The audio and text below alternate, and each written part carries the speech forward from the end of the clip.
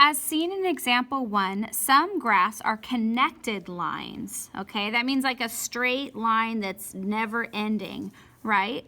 So their connected lines or curves are called continuous graphs.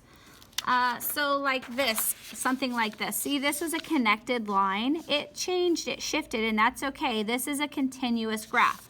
And even this one's a little curvy, but that is still a continuous graph. Okay, it's a continuous line. So some graphs are connected lines or curves called continuous graphs. Some graphs are only distinct points. They are called discrete graphs. So here, this is an example of a discrete graph. The graph on the theme park attendance is an example of a discrete graph. It consists of distinct points because each year it's distinct and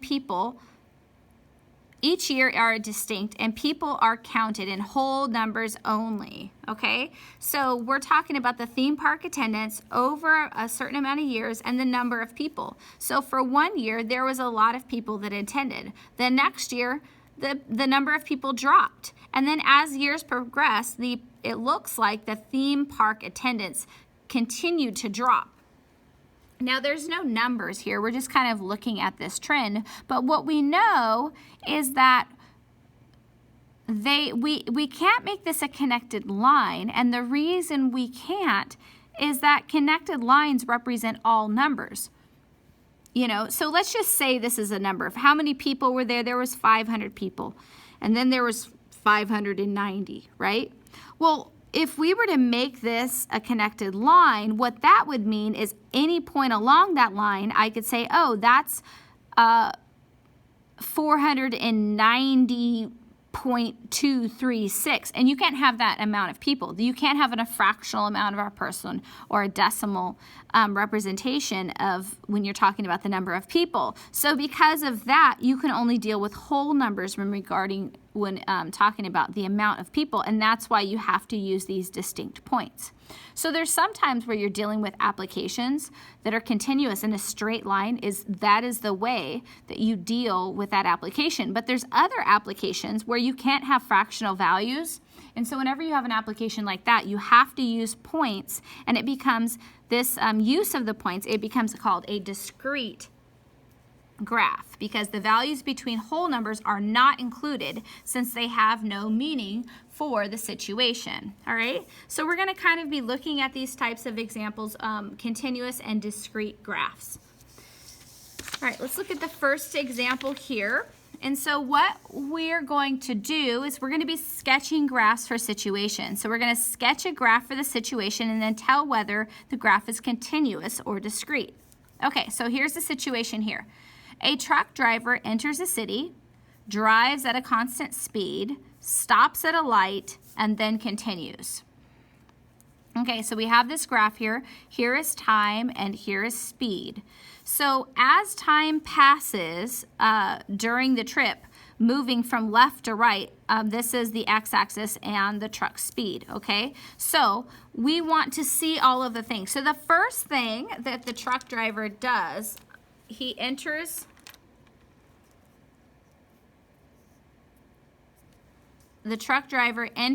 a street, okay? So I would say that when he's driving, he's initially increasing. And the reason why is because it then says drives at a constant speed. So when it says drives at a constant speed, we know that before that they were not driving at a constant speed. And so we're going to say that they were initially increasing, okay? Then they drove at a constant speed. Okay, so that's the second, which in a graph, the speed is going to remain the same. It's going to remain constant, right? And then what happens? It stops at a light. Well, what's happening when you're stopping? You're going at a constant speed and then you're stopping at a light, so you have to slow down, right? So stopping at a light is the speed is going to decrease to a stop and then continues. So what that means is they're going to continue the speed. So you're going to speed up, and then at some point you're going to get to that speed limit, and then you're going to remain constant again. Okay. So there's actually a lot of stuff going on in this graph. So let's go ahead and get started. So the first thing, what we're going to do, we're at a particular speed, we don't know, but we're going to initially increase our speed for a short amount of time. Okay, and that's what that shows. And then we're at this, when we get to this speed, we're going to remain constant for a particular amount of time. Now we don't know what the time is and what the speed are. We're just kind of trying to graph this relationship. And then what happens is we have that stoplight, right? So it decreases all the way down to a stop. Okay, that's a stop in speed. And then you know, then we continue, which means we're going to increase. And then it says then continue, so we're increasing and then remaining constant there. Now, is this a continuous or discrete graph? Well, it's a continuous line, so the graph is continuous.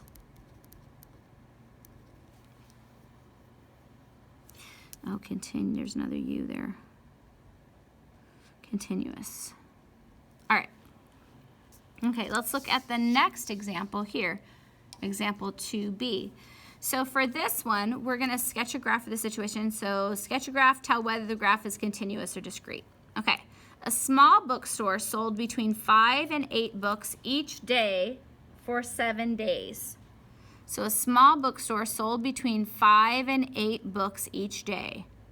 Between 5 and 8 books each day for 7 days. So let's just go ahead and graph that. So we have the number of days here and the books sold. This is the book sales. Okay. So on the first day, we know it's between 5 and 8. So it could be 6.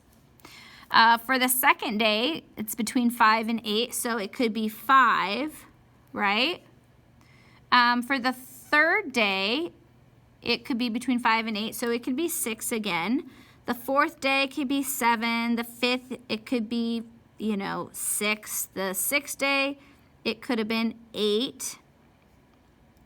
The seventh day, it could be 6 again. So we know that we can't connect these because the values for this example do not fall between 6 and 5. When you sell books, you either sell a book or you don't sell a book. You don't sell part of a book. You don't sell 6.25 books. So for this one, we wouldn't connect those points because the solutions can only be whole numbers. So because of that, we know that this graph is a discrete graph. All right. Now it is your turn to try out some of these. So I want you to check it out, example 2A, and also check it out, example 2B. All right. Here's my friend, the Pause Dragon, coming in to remind you to pause your device, go ahead and work out those problems. When you get done, press play and we'll talk them over. All right, see you in a bit. All right, let's see how you did. So we're supposed to sketch a graph of the situation, then tell whether the graph is discrete or continuous. So this says Jamie is taking an 8-week keyboarding class. At the end of each week, she takes a test to find the number of words she can type per minute. She improves each week. Okay, so what's the information? Jamie is taking an 8-week keyboarding class. So we know this goes over 8 weeks. At the end of each week, she takes a test to find the number of words she can type per minute. Okay, so this is basically the key thing, is that she's just improving each week.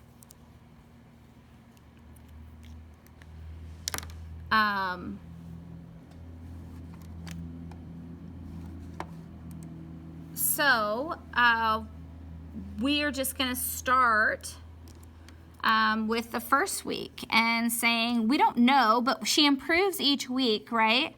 So we know that this is going to be the smallest amount. So I'm just going to say she typed 20 words a minute at after the first week. And then how much did she type at the second week? Well, at the end of the second week, then she takes a test. She only takes a test like it seems at the end of each week, so once a week. Well, she improved, right? So let's say she's at 25 now. Oh, on the second week would be right here above the 2. It's going to be a bigger point. And then the third week, she improved again, so we could say that's 30. And then the fourth week, she improved again, so 35.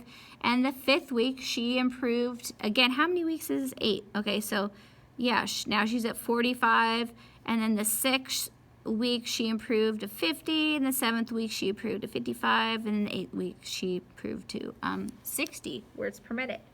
So, because she took that test once a week and her score went up each week, but we also know that it's how many words can you type a minute, and so they make that result by the number of words, and you can't have partial words. It's either a word or not a word. So again, this is an example where there'd only be whole numbers as the answer, so that's why we only have distinct points. So this graph is discrete. So if you got discrete, awesome. And your graph may look a little bit different. The key for your graph is that they all have to be points, and they have to, each point has to be getting bigger and bigger week to week. Okay, let's see how you did on this second example. So it says, sketch a graph for the situation. Tell whether the graph is continuous or discrete. Henry begins to drain a water tank by opening a valve. Then he opens another valve. Then he closes the first valve. He leaves the second valve open until the tank is empty.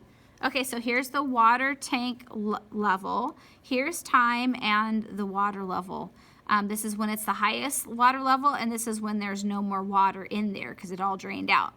So as time passes while draining the tank, moving left to right along the x-axis, the water level does the following. So what happened? Henry begins to drain a water tank by opening the valve. So that's what happens first. The tank drains. Okay, so that means that the graph, at the beginning, it's at its highest level, and it's going to start to go down. The water levels start to go down as time increases. Then he opens a second valve. Now, when you open 2 valves, that means it's just going to decline more rapidly. Okay, so if it was kind of slowly declining, when it opens up that second one, it's going to decline. The water level is going to decline a lot faster, right? So it's going to drop. Then he closes the first valve, which means that it would still be declining, but it would decline slower. And then he leaves the second valve. Oh, wait. That would be this one. And then he leaves the second valve open until the tank is empty. And then, so that means the water tank level ends up at 0. So let's go ahead and write this. Okay, so we are at the highest level, and we're going to drain that water tank, right? And then what happens? He opens another valve, and it starts to drain a lot faster. Then he closes the first valve, so it's going to decline, but it's going to go back to that slower rate of declining. And then he leaves the second valve open until the tank is empty. So it just keeps going down at the same rate until the water level is at 0. And because that water is consistently, that level is going down all the time, we end up with a continuous graph. All right, so if you got that one right, awesome. Make sure that your picture kind of resembles mine. It's the same type of shape. Yours might look differently, but it has to have the same type of shape. All right, now we have one more example. Check it out, 2C. We have a pet store selling puppies for $50 each. It has 8 puppies to sell. Sketch a graph for this situation. So here's my friend the pause dragon. Remind you to pause your device, work out the problem. When you get done, press play and we'll talk about it.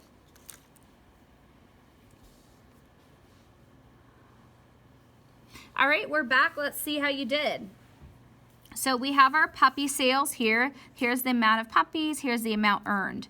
So a pet store is selling puppies for $50 each. So if they haven't sold any puppies, then they haven't made any money. If they sell one puppy, they earn $50, right? So it looks like these are in increments of 50. So we'd make a point representing that. If they sell two puppies, then they have $50 and another, which is 100. If they sell three, then they get another 150, which would be 150 for the amount earned. If they sold four, it's another 50, which would make it 200. And five you would just, keep adding 50. And then six would be another 50, so that would then be 300. Seven would be another 50, making it 350. And lastly, all 8 puppies sold, that is $400. So here, this is the graph that we have. Since it's only $50 per puppy, there's no amounts earned that are in between there, these particular distinct points. So because of that, we are dealing with a discrete graph. So if you got all of that right, and your graph actually for this one needs to look exactly like mine. So if yours doesn't, go ahead and fix it now. There would not be a line connecting the points because first off, there's not a partial part of a puppy. If we connect it, then we would have like 1.5 and you don't have 1.5 of a puppy. So you can only have 1, 2, 3, 4, 5, 6, or 7, all the way up to 8 puppies. All right, so there we go. Awesome job, and we will see you next time. Okay, goodbye.